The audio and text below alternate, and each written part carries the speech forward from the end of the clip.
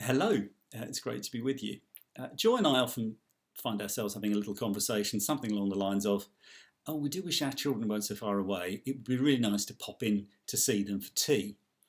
Um, they're in London, they're in Oxfordshire, they're in Devon, so popping to see them is not an option. And it isn't easy to catch up with them. They're pretty good at phoning and that sort of thing. It's not quite the same. And we've got Joy's mum and my dad popping to see us for a few days next week because we need to catch up with them.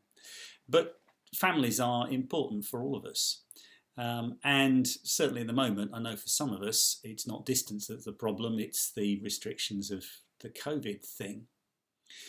And I think we recognise how much we value the family-like relationships we've got within Open Table and as part of the church as a whole.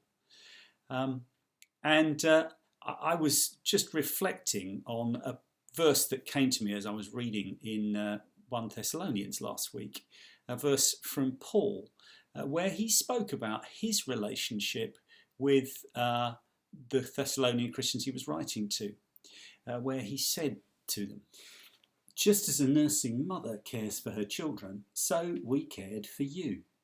Because we loved you so much, we were delighted to share with you not only the gospel of God, but our lives as well."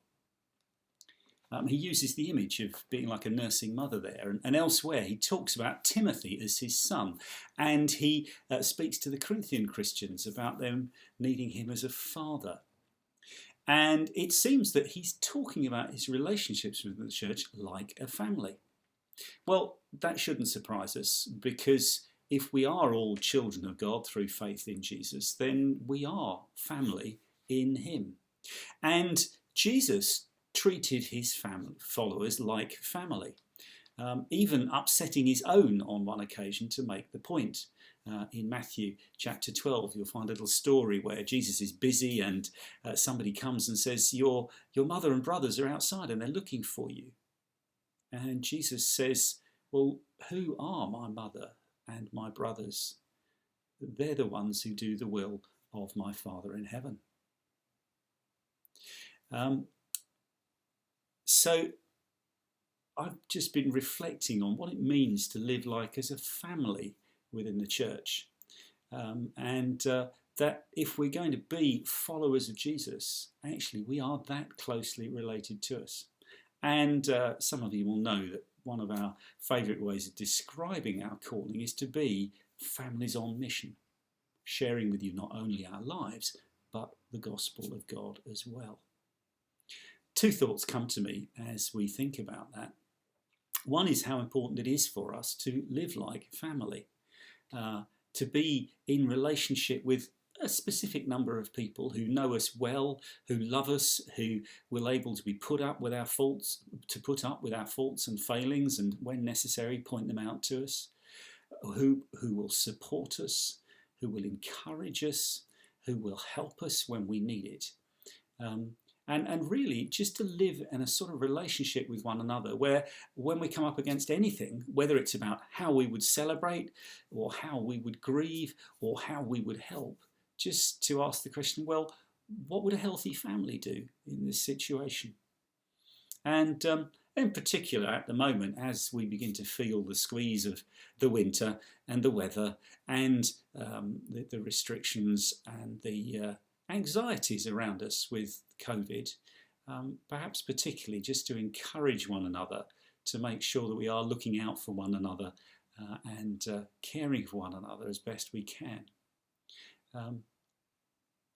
But there is that other thing that Paul says about sharing with them the gospel of God.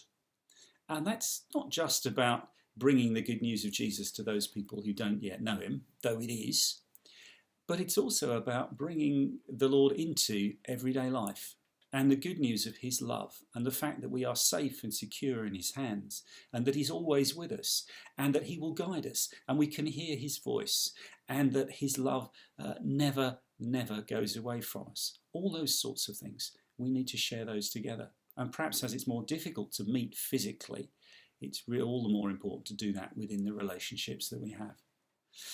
But the third thing is that Jesus made sure that that family was always open to others. There's that lovely occasion where he goes to Capernaum and he goes to Simon Peter's house, heals his mother-in-law, and then in the evening, Jesus invites everybody else into the house and starts healing and teaching and setting people free. And as we live together as families on mission, let's always keep our doors, as it were, open in some way, so that we are reaching out and sharing that love with others and inviting them to know the love and security that we know in Jesus. Who knows, as they are wrapped up, if you like, within the arms of love, that they too then might discover that love for themselves and they too might become God's children.